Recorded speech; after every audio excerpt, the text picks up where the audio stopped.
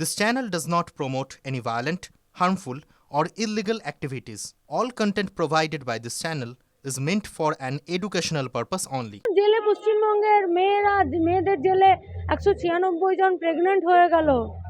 এর থেকেই তো বোঝা যায় যে জেলগুলোর অবস্থা কি। দেখি রাজ্যে বিধানসভা ভিত্তিক যদি অস্বাভাবিক হারে ভোটার বৃদ্ধির ক্ষেত্রে তারতম্যের একটা বিস্ফোরক অভিযোগ। মূলত সংখ্যালঘু প্রধান বিধানসভা এলাকায় অস্বাভাবিক হারে ভোটার সংখ্যা বৃদ্ধির অভিযোগ বিজেপি। প্রশাসন করছেটা কি? লোক নাই, নাম উঠে যাচ্ছে। তাহলে যারা বুথ লেভেল অফিসার আছে তারা তো রাজ্য সরকারের কর্মচারী, তাহলে কি তাদের উপরে কোনো ইনস্ট্রাকশন আছে? বিজেপির এই অভিযোগটা সঠিক? মানে তোমরাও মনে করছো যে ওই সংখ্যালঘু এলাকায় ভোট বেড়েছে ভোটারের সংখ্যা? আমরা কোনো এলাকার কথা বলছি না, তবে হ্যাঁ, ভুয়ো ভোটার, মৃত ভোটারকে চিহ্নিত করার ক্ষেত্রে সেক্ষেত্রে দুর্বলতা তো আছেই। এই দুর্বলতা সরকারের। ভুয়ো ভোটার খুঁজতে দুপুরে জেলা স্তরে কোর কমিটি গঠন করে রাতেই স্থগিত করলো তৃণমূল। সূত্রের দাবি মমতা বন্দ্যোপাধ্যায়ের নির্দেশেই স্থগিত করা হয়েছে। আরে বাবা, ঘটনাটা তো আগে ঘটিয়েই ফেলেছে, তারপরে কি স্থগিত করলো আর কি গাড়ি চালালো তাতে তো জেনে লাভ নাই। মালদায় বেশ কিছু ভুয়ো ভোটারের খোঁজ পাওয়া যাচ্ছে, মানে মারা গিয়েছেন অনেক আগে, ডেথ সার্টিফিকেট আছে, গোটা রাজ্যে রয়েছে, কিন্তু দেখা যাচ্ছে ভোটার লিস্টে নাম আছে। বুথ লেভেল অফিসার কারা হয়?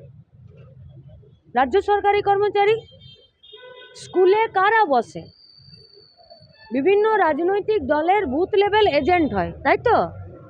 তাহলে সাধারণ মানুষ আসে, বুথ লেভেল অফিসাররা সেখানে দেখে, তাদের সঠিক নথিপত্র দেখে, আর দেখে যদি তাদের কোথাও কোনো ডাউট হয় তারা সেখানে ফিজিক্যাল ভেরিফিকেশনে যায়।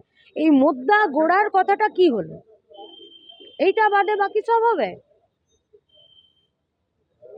ফিরাদ চন্দ্রিমারা কমিশনে গিয়েছেন, তারা চাইছেন যে ভোটার কার্ডের ক্ষেত্রে একটা ইউনিক আইডেন্টিফিকেশন নাম্বার তৈরি হোক যাতে এই ধরনের ঘটনাগুলোকে আটকানো। মানে আমি গোড়াই ধরবো না, বাকি ডালপালাতে আমি স্প্রে করে যাব। ভালোই আছে সব, যেমন তৃণমূল তেমনি বিজেপি। জেলে জঙ্গিদের হাতে মোবাইল ফোন। বহরমপুর জেলে কয়েদিদের সেল থেকে উদ্ধার ফোন। মাদক মামলা সাজাপ্রাপ্ত 2 বন্দীর কাছ থেকে উদ্ধার 2টো মোবাইল। জেলেই বন্দীরা রয়েছে, কুখ্যাত এবিটি জঙ্গিরা রয়েছে, একাধিক বিচারাধীন বন্দী রয়েছে। তবে কি জেল কর্তৃপক্ষ মানে জেলে থেকেই জঙ্গি কার্যকলাপ চলছে? কেন জেলে পশ্চিমবঙ্গের মেয়েদের জেলে 196 জন প্রেগন্যান্ট হয়ে গেল। এর থেকেই তো বোঝা যায় যে জেলগুলোর অবস্থা কি। আমাদেরকে যখন জেলে নিয়ে যাওয়া যায় তখন আমাদের সাথে কি ট্রিটমেন্ট করে, আর যখন মন্ত্রী নেতারা কোটি কোটি টাকা চুরি করে জেলে যায় তাদের সাথে কি ট্রিটমেন্ট হয় জানে না কেউ।